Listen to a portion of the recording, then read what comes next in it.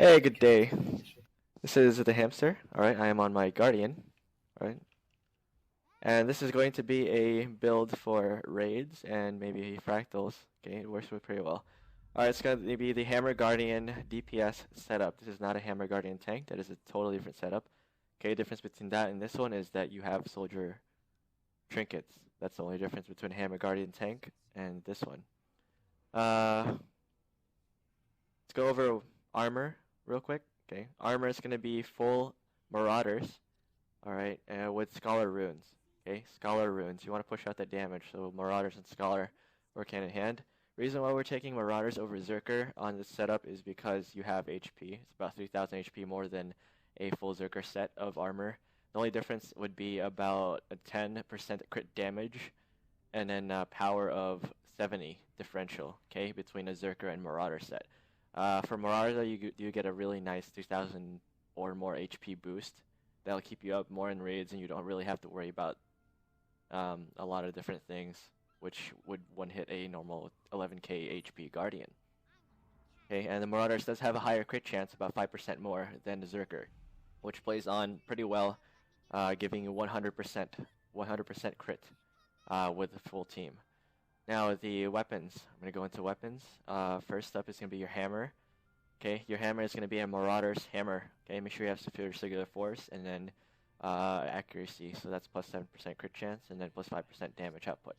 Now, there's a difference here.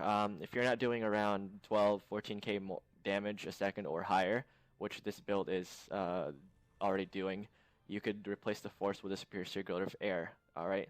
That's 1,000 extra damage every 3 seconds on crits, and you will be running around 100% crit with the setup. Next weapon is going to be a greatsword. Okay, there's traits for that later. Again, a Marauder's greatsword. Okay, for power, and then you got extra crit. Okay, and the same basically rune setup. Again, if you're not doing a lot of damage, I do suggest superior air. But with the greatsword, you do have your greatsword 2 here, Wildering Wrath, and you want the force to be on that one. Now, your whole trinket setup is going to be full Zerker. Okay, so backpiece Zerker, both earring Zerker, everything else is Zerker. Alright, push out that damage, get that ferocity up there. Now, one thing to note that with your weapon setup, okay, you are full melee, but in case you want to do it, you could start the fights with a staff. Right, do a quick empower for the team. That's 12 might right there. Then while you're casting it, you switch to greatsword. Okay. The empower will go through while you have a greatsword equipped. It's still gonna give might, but you know you switch to greatsword that much faster. Okay, and staff is pretty good for moving around with symbol of swiftness. It's a DPS symbol, and also gives that nice swiftness boon. Now let's go into the traits. Traits is gonna be Valor, Honor, and then Zeal. We're not running Dragon Hunter traits for this setup. Okay, DS is decent trait line and all, but for this build, this focuses on high survivability and high damage. Dragon Hunter trait has 0 space in your lines. Now for Valor, you're doing Smite Condition. Oh, Smite Condition, cures condition damage every blah blah blah blah. Alright, best out of the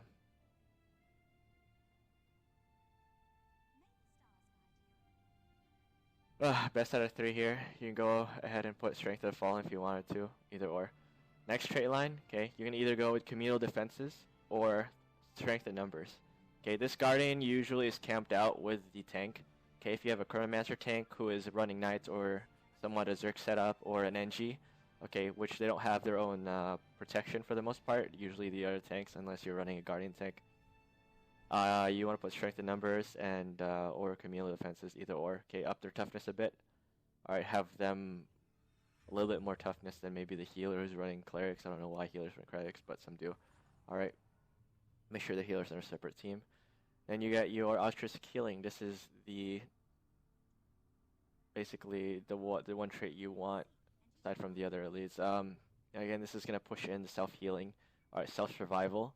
You have way less pressure on your healer in the party. Okay, with AH, altruistic healing, you should be having a self-heal of around 1,000 damage or more, or 1,000 HP self-heal or more every second, because your symbols here will overlap with permanent quickness, which your Chronomancer should be giving you. Alright, the overlapping symbols, and that's just constant boons to the team because you have a 4-second duration on your symbol, and every second it's going to push out protection to yourself and 4 other people. Alright, so it's pretty much permanent protection, and if you are in your own team solo, you can give protection to pretty much the whole team because you have 2 overlapping symbols, and they're just going to start buffing everyone, out there. Now, the next trait line is going to be Honor. You're going to be taking Shield of Absorption when you heal someone. It knocks back everything else for the most part and gives a really nice Aegis protection and regen, alright, to that person. So it works really well with Veil Guardian and other things too, alright, projectile absorbs and all that. So this is the best out of the 3 here that you could probably get, unless you want to run Symbol of Protection when you take damage. Falling, which is other content in the game like Fractals, High Level, or anything like that, or when you're doing jumping puzzles. Alright, next up is going to be your Empowering Might for the Honor trait. Empowering Might. You and nearby allies gain Might when you land a critical hit. Alright, so around when you do have a Revenant buffing you with the boon duration, alright, you can stack up to around 7 to 8 Might on the team, or on your side of the team, alright, that relieves pressure off the PS warrior who doesn't have to work so hard. Alright, or maybe you have a noob PS warrior who can't get the Might stacks out for your team.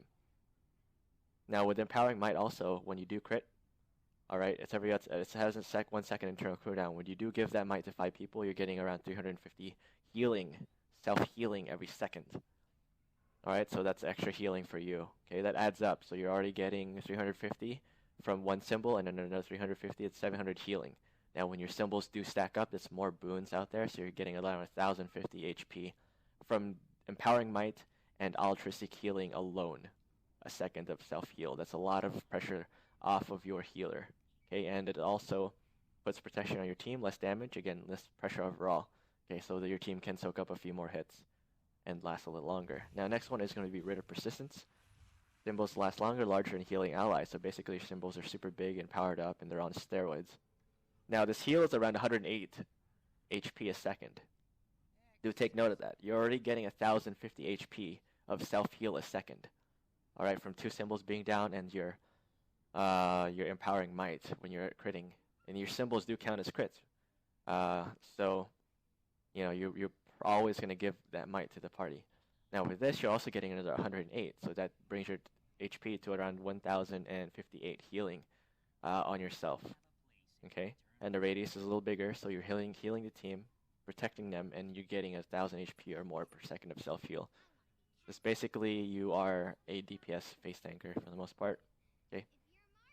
Now, last trait line is going to be Zeal. I opted not to use Radiance or Virtues or Dragon Hunter for the most part on this. Zeal does give you pretty good effects. So first one is going to be Symbol of Wrath when you're struck below 50% HP, which a lot of the bosses here will hit you pretty heavily, alright? Just take the damage, boom, done. You get another symbol on the field. These symbols are going to hit between 2,000 to 4,000 damage each. Okay, so that's adding to your overall DPS when they do actually take you down that low. Now you have Fury Wrath, increased damage against burning foes. With this, you're going to have Elementalists, you're going to have usually Condi Warriors in the raids, or Engineers, which are going to burn the living daylights out of those bosses, and you also have your Virtues of Justice. So with that, the boss is almost going to be permanent burning. You're always going to do permanent 7% more damage. Another one is Symbolic Exposure. Symbols do one vulnerability per symbol, and you're going to have you're going to maintain between 6 to 10 vulnerability by yourself on a boss and or on mobs that come in your symbols. Pretty good for upping overall team DPS, okay? Next one is going to be Zealous Blade. Alright, you have 2 different ones, 2 different options for the most part. Okay, you either have Blinding Jeopardy, okay, vulnerability when you do use your immobilizers, like Zealot's Embrace here on Hammer. Alright, but it doesn't last so long. Or you can do Zealous Blades. Okay, that's for your GS switch. Switch to GS, do a Whirling Wrath. It's around 25 to 30,000 damage or more, depending on the buffs. And then after I go back to Hammer, alright, you do have a nice little symbol over there and a Blind and Whirling Wrath. Okay. And after that, you have your symbols have increased damage and increased chance to burn enemies. So, symbols damage is increased by 10%, allowing your symbols to hit around 3,000, 4,000 plus damage per symbol. Okay. Alone, that does not include your auto attacks, which hits pretty heavy too. Alright, and a 33% chance to burn. Now, notice this does not have an internal cooldown. If it did, then hopefully it would be displayed at some point in the future by ArenaNet. But right now it doesn't, so bear with me. You always have basically permanent 2 symbols, and those symbols have 33% chance of burning. Now your symbols are lasting 4 seconds, so you're getting quite a decent amount of burning damage with this build too. But that's what, it's just extra damage to your damage already. And then you have Symbolic Avenger, you deal more damage to enemies standing inside your symbols. Now, since you are a Hammer Guardian, or by trade or for the most part, okay, the boss will almost always be in your symbol unless it's Veiled Guardian, which teleports, or some other mob. Okay, they will almost always be in your symbol. And so you will be doing that much more damage in the long run. Okay, there are videos I've posted before, this one that has the Hammer Guardian DPS test. I have not been able to actually do it with a full set team on any of the raid bosses thus far, but again, it was tested and the damage is pretty high up there. It's almost on par with a Revenant. Now, one thing it has over Revenant again is this initial survivability factor, and then permanent protection basically to half the team and or all the team. Okay, and it does have a nice quickness boost to the team in Fury too. We'll go over that later. Now that's your gear and your traits. Let's go over the utilities. For the heal, I would take Receive the Light. I see a lot of Guardians, elite wannabes, take Shelter. Like, oh yeah, all you need to do is block attacks. That's stupid. That's bullshit. Alright, it's 2-second block with the dude. That's the same as 1 evade, okay? And with the traits on the Hammer Guardian here, you do get Vigor on a critical hit. Where was it? Not that one. There we go. So every 10 seconds, okay, you have a chance to get Vigor, or when you deliver a critical hit, you get Vigor. So basically you have 50% Vigor uptime. That's all all you technically need. You do not need to block or anything like that. So get your mind off Shelter. That is a garbage heal. It doesn't do anything for a team. It's a very selfish heal. Now, for Receive the Light, okay, initial self-heal of 3,000, you're going to heal yourself that, and then you pulse off to heal 5 other people. Or 4 other people, 5 pulses. So it's 1,030, or 1,300 HP healed times 5 to 5 other people, including yours. You have a self-heal of 652 for the most part. Okay, so basically healing yourself around 8,000 HP, 7 to 8,000 or more, depending on the might stacks you get from the PS Warrior. And also you're healing half the team for that much HP, so that's a lot of pressure off the healer also. It's kind of like running a Tempest Ellie, alright, for the heal. You know, I forgot what heal was called, but you know, it heals AoE for around 8,000 HP or so. Okay, it helps a lot. It'll help your team a lot more than one heal with 3,000 self heal and 2 seconds block. That's for sure. Now the next utility skill is gonna be Bane Signet. Okay, adds DPS. Okay, to your arsenal, a little bit of power at 180. Alright, helps a little bit. Also, it's good for knocking down and helping with the break bars. So for this, for the break bars, you have Zealot's Embrace, which is a soft CC. You have a hard CC with Banish. So you got a really nice launch. Then you have their Bane Signet. Also, you can switch off the Great Sword and do a Binding Blade pull. Alright.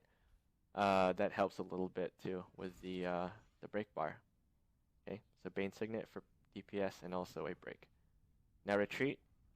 So they given Aegis block on those really heavy hits like Gorseval Smash or Veiled Guardian, like, you know, auto attack, anything like that. Okay, so you want Retreat in your bar. Granted, yeah, it's 40 seconds of recharge, but with a Crown Master, giving Alacrity, 30 seconds doesn't seem too far off. Now, next one, this bar is set up for Gorseval, so the next one is Stand Your Ground. Okay, give stability to your team. Alright, for his smashes. Well, I know a lot of pugs really don't evade, and a lot of guildies too don't evade or anything like that, so when you do have those people, you have a substantial DPS loss every time someone gets smashed, because it's about 2 to 3 seconds of them not being able to do damage, because first they're knocked down, then you have to register, oh, I got knocked down or anything like that. Have to retarget the boss, or click on a boss, or use a skill that has ground targeting. That takes about 1 or 2 seconds for the average player. For the slow player, maybe 3 seconds or 4 seconds on a ground targeting skill. Put it back on Gorseval, maybe like a Lava Font or Meteor Shower that they were already trying to cast before they got knocked down. And so you're looking at a big DPS loss for that knockdown. So you want to prevent it with either Aegis blocks. You have 2 Aegis blocks. You have Virtue Courage, a Aegis for 5, and you have Retreat Aegis for 5. And you also have your Stand Your Ground. Alright, so stability, they don't get knocked down, they can continue pushing that damage at the boss. Now, last but not least, your best elite for thus far is going to be Feel My Wrath. Alright, some Guardians may opt for the healing Signet Courage. Alright, 800 HP every 10 seconds, or fully heal the whole team. Either or maybe you want to go for the Selfish Renewed Focus, okay? Recharge all this stuff, but again, it's a selfish heal. Feel My Wrath, again, it's pretty much, I think, the best elite that you can put on a Guardian. It's got Fury for 5 people, and then Quickness, 5 people. Now don't take it to light, okay? You do have Quickness, and the food you're going to be running will not have boon duration, but you do have Revenants, which are going to up the duration of that Quickness. So it's 7.5 seconds of Quickness from Feel My Wrath. You know, that adds up, okay? Because you have a Chronomancer either or who's maintaining Quickness. If you're teamed up with a Chrono, you can put the Quickness on them and the Fury before they use your Signet Inspiration to copy all boons, making the Quickness on your team last that much longer. Alright, another thing you can do with utilities, okay, you have your Sanctuary. It is a 2-minute cooldown cycle, yes. But the good thing about this is it has a lot of CCs built into it. Okay, it's 6 pulses, basically. It will take down a lot of Gorsable's bar. A Veil Guardian, it'll take down over half of his bar if he stays still. Okay, just from this. Now Gorsable is going to take around maybe a third or so, or a little bit over a third of his bar, but do consider that you do have more than that CC. You have your Banish, you have your Greatsword Pull, you have your Bane Signet, alright? And you do have the Sanctuary. So you, as a Hammer Guardian, should be able to take almost half of a boss's bar. Granted, it's not immediate. Sanctuary pulses per second, so it's going to take 6 seconds to fully get that effect. But it helps, because there's a lot of teams out there that don't have the CCs. And for bosses like Gorse, I mean, you have certain parts when you have to move back, alright? Because he has Dark Field on the floor. I mean, you just pop Sanctuary and CC him while you're running around. Alright, it's a set it and forget it kind of skill. The only downside is the freaking long recharge. Now for food, let's go over food and utility foods. Now I have a myriad of foods here. Alright, you're mainly going to be using power precision food. So I have Griffin Egg Omelets. They give 160 power, 50 precision for about an hour. It's pretty good. Alright, you won't really miss much with a 40 power difference between this and a steak. Alright, steak and asparagus is 100/70. This is 60/50. Basically kind of the same, only 40 power and 1% crit chance difference. Alright, and for the offhand food or the utilities food, you're going to be using something with power. And good one would be the 6%, 4%, like Tints of Fruitcake, which are currently out right now since it's Winter's Day. Another one would be the Sharpening Stones. Okay, Potent Sharpening Stones is what I usually use, or you can go with the better Bountiful Sharpening Stones because you will be having a little bit more duration on your Feel My Wrath. Alright. Other food options to think about would be, again, Lifesteal Food, Precision, and then I guess self-survival. It's not really that important. You do have a lot of HP already, but if you feel that you want to have a little bit more HP, you can opt for this. It's about 325 HP lifesteal every 2 seconds. Since you're almost always critting, you have all those crits to just keep supplying that HP to yourself. Alright, another option would be Omniberate Ghosts. I mean, the prices on these foods will skyrocket after the Winter's Day event. So if you're able to stock up on those as soon as possible, if you're watching this video way past the Winter's Day event, then use the cheaper of the foods. Alright, and that's about it. So we covered the armor, the weapons, the traits, the weapon skills, and how you can use them. Okay, and then the utilities. Alright, one thing to caveat on the weapon skills is Binding Blade. Okay, for Gorsable, it's pretty nice. Okay, 600 range. So basically, you can position. Alright, you can position the mobs that you need to pull on a Gorsable when you run to the edge. Before you do your flight part. Okay, so pull the mobs on a Gorsable, DPS them real quick, and then go and glide. All right, put a symbol down and then spike them with Whirling Laugh, etc., etc. It's one way to use it. Binding Blade. Another thing too is to keep the mobs in there, keep them from running around. Ring of Warding. All right, and to reposition certain things like Seekers and Veil Guardian or anything of the sorts, Banish. Alright, 750 launch is going to launch it from myself to that guy over there. Around that range for the most part. That's how far those seekers are going to fly. Maybe a little closer like this. Alright, 750 range. Right around this far. Alright. And that's about it for the DPS Hammer Guardian setup for raids and fractals. Hope you enjoyed it. It's a pretty decent DPS setup for Guardian. You're mainly camping Hammer. Again, you want to camp Hammer. Don't switch to Greatsword unless you need it. Again, pulling mobs or anything of the sorts, because when you go to Greatsword, you have a significant DPS loss versus Hammer 11111. Alright. The Whirling Wrath, 3,100 damage. Then you have Mighty Blow, 1,100. Alright, not even 1,000 damage difference, and the cooldown on this is half of the Whirling Wrath. So technically, you could be hitting higher doing 2 Mighty Blows compared to 1 Whirling Wrath and a boss with very small hitbox. Alright, and then you do have your symbols to maintain on Hammer. Alright, that's your main bang for your buck DPS right there. 11111 spam.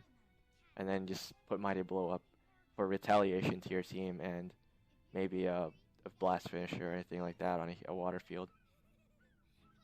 Alright, and that's about it.